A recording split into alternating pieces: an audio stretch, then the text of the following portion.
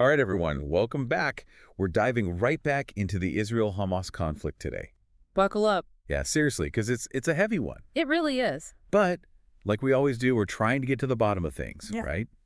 And for today's deep dive, we're taking a look at, well, how should I put it?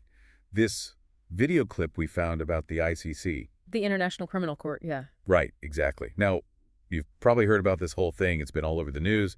The ICC, they went and did something pretty major. They did. They actually issued arrest warrants for some really big names. Hold on, wait. Like, who are we talking about here? Well, we're talking about Benjamin Netanyahu, No way. The Prime Minister of Israel. the Prime Minister of Israel, yep. And his former defense minister. Okay, wow. So that's a huge deal. And they didn't stop there. They also issued warrants for some Hamas officials. So both sides are being targeted by this. That's exactly right. I mean, I got to say, that's a pretty bold move by the ICC.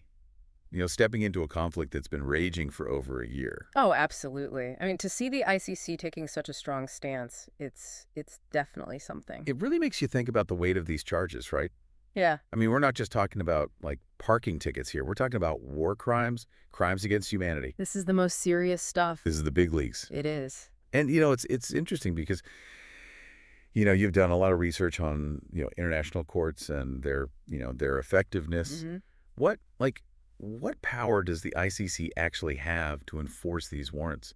I mean, especially when you consider that, like, big players like Israel and the U.S., they aren't even members of the court. Well, that's the million-dollar question, isn't it? It really is. I mean, I'm just trying to wrap my head around it, The ICC, they rely heavily on cooperation from member states to actually enforce their decisions.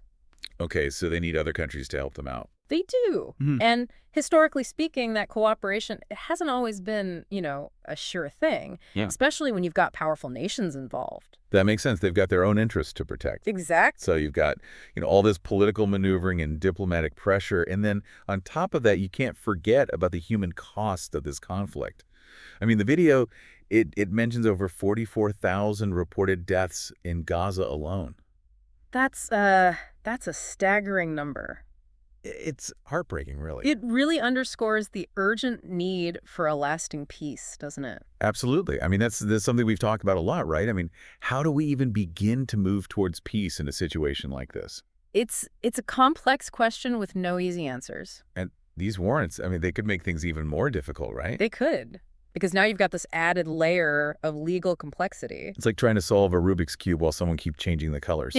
And, to make things even more complicated, the video, it points out something that, well, it really highlights the volatile nature of this conflict. What's it? 2 of the Hamas officials that were named in the warrants, they were actually killed during the fighting. Oh, wow. I didn't realize that. Yeah, so it kind of raises the question, is the ICC even trying to hit a moving target here? Right. I mean, the situation is so fluid, it's changing every day. Exactly. And that makes it so much harder to, to apply these traditional legal mechanisms. So we've got this whole legal situation playing out, but we also have to talk about Israel's reaction to all of this, right? Oh, absolutely. The video shows Netanyahu along with some other Israeli leaders, and they are not happy.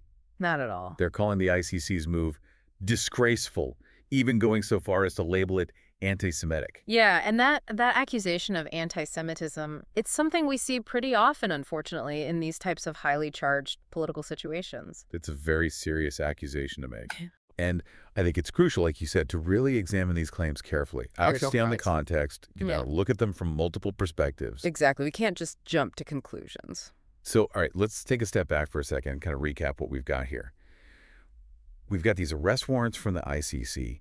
Their actual impact is still up in the air. Right. You've got this devastating loss of life, a peace process that's basically stalled out, and accusations flying back and forth between both sides.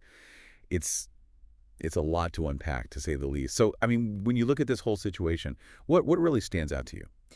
For me, I think this goes beyond just this particular conflict.